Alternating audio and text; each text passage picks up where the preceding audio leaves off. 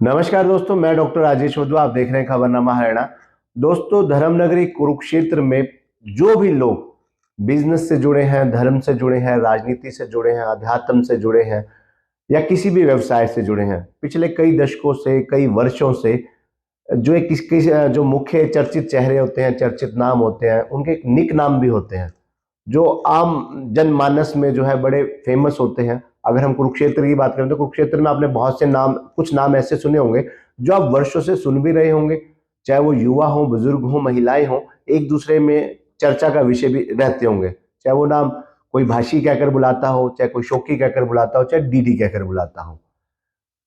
पूर्व मंत्री अशोक अरोड़ा, जिन्हें लोग प्यार से शोकी भी कहते हैं, उनका एक जहां वो पूरे हरियाणा में, हरियाणा की राजनीति में लोकप्रिय नाम है अशोक अरोड़ा पूर्व मंत्री के रूप में। उन्हें प्यार से जो उनके परिजन हैं, उनके करीबी हैं, उन्हें शोकी के नाम से भी कहते हैं। इसी प्रकार विधायक सुभाष सुधा, उन्हें भी लोग प्यार से भाषी के नाम से कहते हैं। सुभाष सुधा उनका पूरा नाम है और उन्हें प्यार से घर में उनके जो करीबी दोस्त हैं, जो पुराने उनके जानकार हैं, भाषी के नाम से भी कहते हैं। इसी प्रकार जय भगवान शर्मा डीडी, वो भी राजनीति और उद्योग जगत में एक बहुत पुराना नाम है कुरुक्षेत्र में, उन्हें भी लोग प्यार से डीडी के नाम से जानते हैं। तो ये कुछ नाम जो है, ये 3-4 नाम ऐसे जो है पिछले कई दशकों से धर्मनगरी कुरुक्षेत्र में अपनी अपने निक नेम के साथ, अपने काम के साथ, ना केवल कुरुक्षेत्र में बल्कि पूरे हरियाणा की राजनीति में और उद्योग जगत में कहीं ना कहीं एक अपनी लोकप्रियता बरकरार रखे हुए हैं। इन्हीं नामों के बीच में एक नया नाम और भी जुड़ गया, वो नाम है डीपी का, धर्मपाल चौधरी का। धर्मपाल चौधरी पिछले अब रविवार 27 नवंबर को जो जिला परिषद के चुनाव परिणाम घोषित हुए, उनमें वार्ड नंबर 11 से जीत कर आए हैं धर्मपाल चौधरी, जिन्हें पिछले कई दशकों से लोग डीपी के नाम से जानते हैं, डीपी के नाम से संबोधित करते हैं। धर्मपाल चौधरी डीपी की एक सबसे बड़ी खासियत है उनका मिलनसार स्वभाव, उनकी लोकप्रियता। धर्मपाल चौधरी डीपी ने भाजपा की टिकट पर चुनाव लड़ा था। इस बार जो चुनाव हुए उसमें भाजपा की टिकट पर, कमल के फूल पर, जिला परिषद के वार्ड नंबर 11 से चुनाव लड़ा था। जब उन्होंने चुनाव लड़ा, चुनाव प्रचार अभियान में जब जुटे, तो उनके चुनाव प्रचार अभियान की जो कमान थी, जहां विधायक सुभाष सुधा और उनके पुत्र साहिल सुधा ने संभाली हुई थी। साहिल सुधा लगातार उनके साथ कंधे से कंधा मिलाकर एक दोस्त के रूप में, एक साथी के रूप में, एक भाजपा पार्टी के नेता के रूप में, कार्यकर्ता के रूप में उनके साथ कंधे से कंधा मिलाकर चल रहे थे। वहीं सुभाष सुधा भी लगातार पहले दिन से एक दावा कर रहे थे कि जितने भी 17 वार्ड हैं, 15 वार्डों में भाजपा ने अपने उम्मीदवार उतारे थे चुनाव मैदान में, और एक केवल 11 वार्ड एक ऐसा वार्ड था जहां पहले दिन से विधायक सुभाष सुधा, साहिल सुधा कॉन्फिडेंट रूप में कह रहे थे कि सबसे ज्यादा वोटों से डीपी जीतेगा। और सबसे जो है एक एक वार्ड ऐसा था, यही 11 वार्ड एक ऐसा था जिसकी जीत एक तरफा मानी जा रही थी। और सुभाष सुधा ने पहले दिन से दावा किया था कि हालांकि जो जिला परिषद की सीट है वो एससी महिला के लिए रिजर्व हो चुकी थी, तो चेयरमैन, वाइस चेयरमैन के लिए विधायक सुभाष सुधा ने पहले दिन ये भी दावा किया था कि धर्मपाल चौधरी डीपी जो है वाइस चेयरमैन में बनेंगे। ऐसे में कहीं ना कहीं वो दावे सच भी साबित हुए और उन दावों का श्रेय डीपी चौधरी की अपनी व्यक्तिगत छवि, मिलनसार स्वभाव, भाजपा की टिकट और विधायक सुभाष सुधा के प्रयास, और खासकर साहिल सुधा की पूरी एक युगलबंदी, जो पूरे टीम वर्क था, उनके तमाम कार्यकर्ताओं को, उनकी अपने व्यक्तिगत जो मेहनत थी, उनकी पूरी टीम को इसका श्रेय जाता है धर्मपाल चौधरी डीपी की। अब बात करें अगर धर्मपाल, जब चुनाव प्रचार में अगर आपने देखा हो तो विधायक सुभाष सुधा, साहिल सुधा ने कई बार अपने चुनाव प्रचार में यह भी कहा था कि पिछले चुनाव में डीपी चौधरी चुनाव मैदान में उतरे थे, हार गए थे, और उनकी हार का कारण सुभाष सुधा थे। क्यों थे? क्योंकि पिछली बार डीपी चौधरी इनेलो की टिकट पर चुनाव लड़े थे और भाजपा की ओर से गुरदयाल सुनहरी ने चुनाव लड़ा था। विधायक सुभाष सुधा गुरदयाल सुनहरी की जीत का एक सूत्रधार बने थे, लगातार प्रयासरत थे। कहीं ना कहीं पूरी भाजपा टीम ने वो चुनाव लड़ा, नेतृत्व सुभाष सुधा के उनके नेतृत्व में ये चुनाव लड़ा गया था और भाजपा ने जीत हासिल की थी। गुरदयाल सुनहरी चेयरमैन बने थे और उस समय हार का कारण, क्योंकि नेता ही हार का कारण, जीत का कारण और हार का कारण माना जाता है, तो ऐसे में वो उन्होंने खुद सार्वजनिक मंचों पर यह कहा कि पिछली बार हार के कारण भी हम बने थे, तो इस बार जीत की वजह और जीत का कारण भी हम ही बनेंगे, और ऐसा हुआ भी। धर्मपाल चौधरी की डीपी की जीत में साहिल सुधा, सुभाष सुधा का पूरा योगदान रहा, उनके पूरे संगठन का, उनकी पूरी टीम का, तमाम कार्यकर्ताओं का रहा।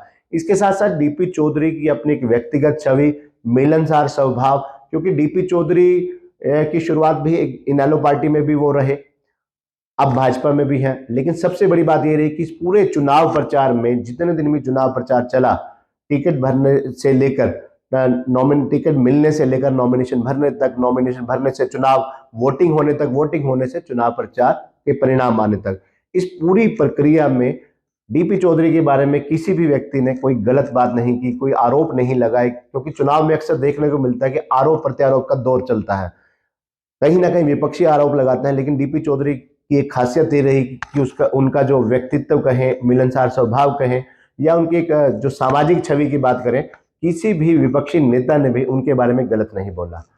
और सबसे बड़ी बात उनकी जीत का कारण ये भी रहा कि जिसका लोग, मुझे लगता है कि पूरे जितने भी तमाम चुनाव हों, पूरे देश भर में जो चुनाव होते हैं, चाहे वो लोकसभा का चुनाव हो, चाहे वो विधानसभा का चुनाव हो, चाहे स्थानीय निकाय चुनाव हो, या फिर पंचायतों के चुनाव हो, डीपी चौधरी ने, मुझे लगता है, एक ऐसा उदाहरण पेश किया है जो शायद ही पूरे देश की हमारी लोकतांत्रिक चुनाव प्रक्रिया में बहुत कम देखने को मिलता होगा। अगर मिलता होगा तो शायद उसकी चर्चा नहीं होती होगी। लेकिन आज हम उस विषय की भी चर्चा करने जा रहे हैं जो डीपी चौधरी के चुनाव प्रचार में देखने को मिली, और जिसकी वजह से मुझे लगता है शायद उस बात पर चर्चा भी होनी चाहिए। उस चर्चा के लिए उन्हें साधुवाद भी मिलना चाहिए, और आज भी मिलना चाहिए और भविष्य में भी मिलना चाहिए कि धर्मपाल चौधरी डीपी ने अपने पूरे चुनाव प्रचार में शराब का सहारा नहीं लिया। क्योंकि अक्सर देखने में आता है कि चुनाव प्रचार में, चुनाव प्रक्रिया के दौरान वोटरों को लुभाने के लिए, रिझाने के लिए कहीं ना कहीं शराब और पैसे का सहारा लिया जाता है।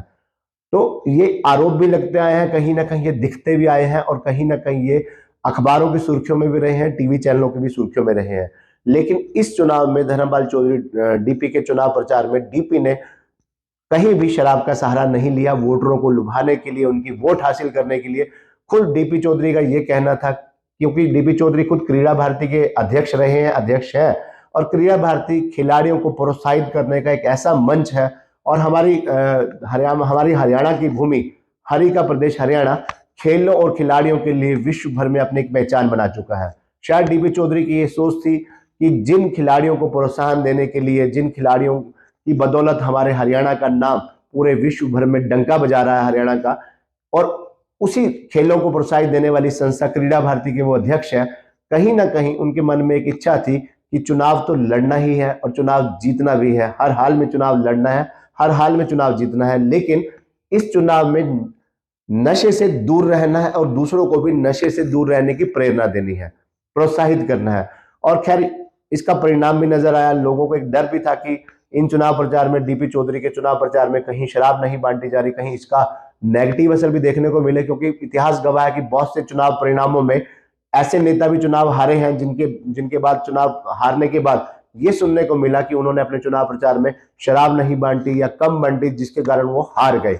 लेकिन डीपी चौधरी ने एक अनूठी पहल करते हुए इस पूरे चुनाव प्रचार में वोटरों को रिझाने के लिए, वोटरों को अपनी ओर करने के लिए, आकर्षित करने के लिए कहीं भी शराब का सहारा नहीं लिया, नशे का सहारा नहीं लिया। एक अनूठी उदाहरण पेश किया, और मुझे लगता है कि उस उदाहरण को पूरे देश भर में तमाम नेताओं को अप्लाई करना चाहिए। अपने चुनाव प्रचार में नशे से दूर खुद रहना चाहिए और दूसरों को भी प्रेरित करना चाहिए कि बिना नशे से दूर रहकर हम चुनाव प्रचार में करें। खैर, डीपी के विपक्षियों ने भी कहीं उनके ऊपर कोई आरोप नहीं लगाए। डीपी इनेलो में भी रहे, डीपी भाजपा में भी है, और डीपी के चुनाव प्रचार में किसी भी, चाहे वो कांग्रेस दल का हो, चाहे वो इनेलो का हो, चाहे वो आम आदमी पार्टी का हो, हर किसी व्यक्ति ने धर्मपाल चौधरी डीपी की तारीफ की। यही वजह रही कि डीपी पूरे अपने चुनाव अभियान में सब पर छाए, सबको भाए, और यही उनकी जीत का कारण बना। और आपको बता दें कि धर्मपाल चौधरी, जो एक सुभाष सुधा पहले दिन से दावा कर रहे थे कि धर्मपाल चौधरी डीपी सारा वार्डों में सबसे ज्यादा वोट हासिल करेंगे, सबसे ज्यादा वोटों के अंतर से जीतेंगे, और उनका कहीं ना कहीं वो दावा सच भी हुआ कि धर्मपाल चौधरी डीपी को 11,296 वोट मिले, और उनकी जीत का जो मार्जिन था 4,109 रहा। यानी 17 वार्डों में सबसे ज्यादा वोट भी धर्मपाल चौधरी डीपी को मिली, और सबसे ज्यादा जीत का अंतर भी धर्मपाल चौधरी डीपी का रहा 4,109 का।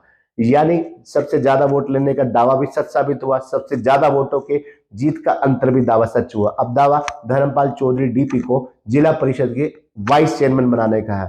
आने वाले दिनों में जल्द ही इनका शपथ समारोह भी होने जा रहा है, और जल्द ही कुरुक्षेत्र जिला परिषद को नया चेयरमैन मिलेगा। चेयरमैन तो तय है कि चेयरमैन वार्ड नंबर 3 या वार्ड नंबर 15 से ही कोई एक होगा, रही बात वाइस चेयरमैन की, तो अब वाइस चेयरमैन को लेकर डीपी चौधरी को लेकर किए गए विधायक सुभाष सुधा के दावे के भी सच होने का समय आ गया है। लेकिन कुल मिलाकर उन शॉर्ट नामों में, एक चर्चित नामों में, जिन्हें निक नेम के नाम से चर्चित नाम कहे जाते हैं, उनमें डीपी का नाम भी कुरुक्षेत्र के राजनीतिक गलियारों में, सामाजिक क्षेत्र में अब डीपी का नाम भी चर्चा में आ गया है। धन्यवाद।